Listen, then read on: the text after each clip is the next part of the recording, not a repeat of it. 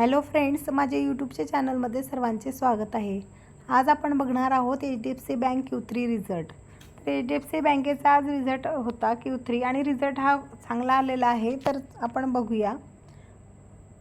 Net profit jump 33.5% to 16,372 crore. Asset quality stable राहिलेली आहे। तर bank gross non performing asset NPA stood at 1.26% up to 1.23। यामध्ये काही बदल झालेला नाही आहे, स्थिरता आहे, जास्त बदल झालेला नाही। तर HDFC बँकेने प्रॉफिट हा आज डिक्लेअर केलेला आहे। त्याप्रमाणे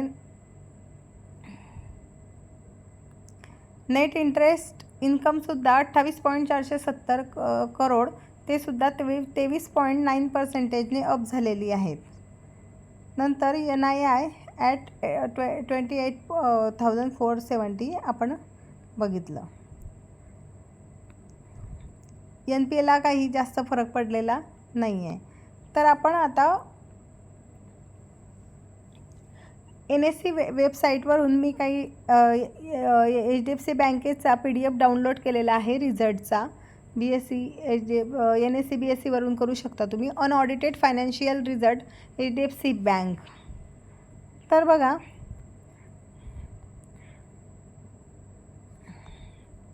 HDFC बँकेचा रिझल्ट हा झाला 2023।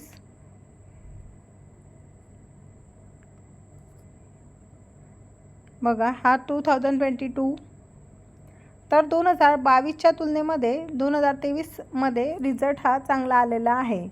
तर हा इंटरेस्ट अर्न बघितला आपण, अदर इन्कम बघितलं, तर याच्यामध्ये इम्पॉर्टंट काय असतं, तर याच्यामध्ये इम्पॉर्टंट आपण बघितलेलं आहे। इथं बघा, नेट प्रॉफिट फॉर इयर 16,372। त्यानंतर NPA बघितलं, NPA रेशो बघितला 1.26। यामध्ये काही स्टेबल आहे, काही जास्त फरक पडलेला नाही। पुन्हा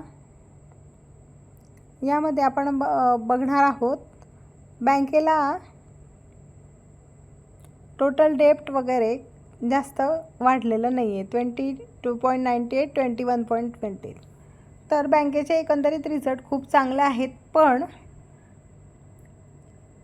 रिझल्टचा असा काही फरक फारसा जाणवलेला नाही। पण US मार्केटमध्ये ADR 6% डाऊन आहे। HDFC बँक 6% डाऊन आहे। इस मार्केटमध्ये HDFC बँक ADR 6% डाऊन आहे। तर उद्या मार्केट हे गॅप डाऊन होण्याची शक्यता असू शकते। तर बघूया आपण उद्या मार्केट कसे ओपन होते।